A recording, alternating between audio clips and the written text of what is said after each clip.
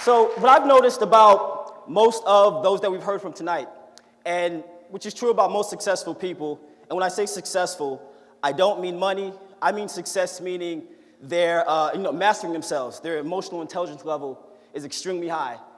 Just being able to stay calm and in control of themselves, even during the most chaotic situations, right? That only happens with putting an emphasis on positive focus. So, case in point, when astronauts are strapped into a space shuttle and they're about to take off, I don't care how much you've trained for this moment. That's got to be one scary situation. Do we agree? Yes? But the astronaut can decide to focus on remaining calm, getting to outer space, and putting a flag on the moon, or they can think to themselves, in T-minus 10 seconds, I'm going to be a human fireworks show, right? So it seems that in order to adapt that mindset, you actually have to truly believe that things are going to work out for the better, all right? And so it's easy for us to assume the worst because in life, we've just been taught and trained that things are just not going to happen good. So is everybody in here familiar with this saying, anything that can go wrong will? So I say, what if we see how that works in reverse, and we say, what if anything that can go right will, right? We can never truly control outcomes, but what we can control is how we feel leading up to and how we feel leading after. So imagine how our educational process could be if we stopped making failure seem so scary. Would you really think about the worst possible outcome if you didn't fear the worst possible outcome?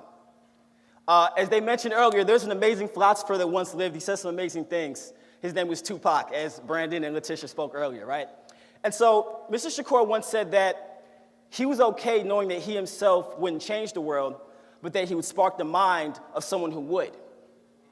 Now, any of you familiar with Tupac know that towards the end of his life, he spoke a lot about the possibility of him dying prematurely.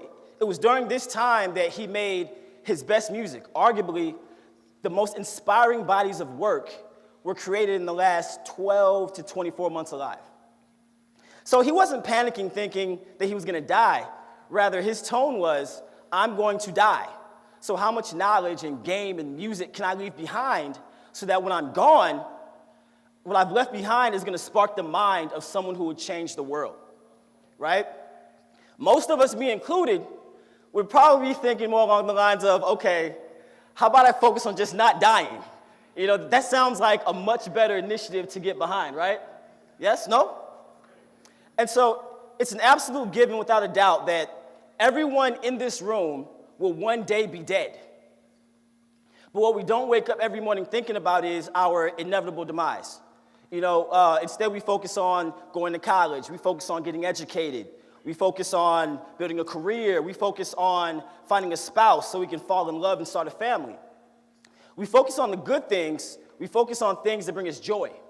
Even though none of these things are done or are guaranteed, we think about these things and we work towards them without thinking, unconsciously.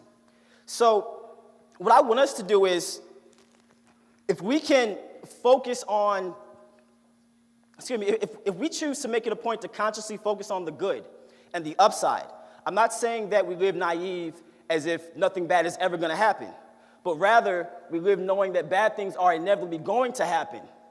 But when they do, we are going to focus on whatever ounce of good we can find in that situation.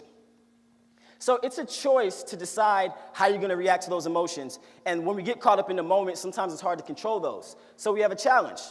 That challenge is to rewire our minds to focus on solutions rather than to focus on problems.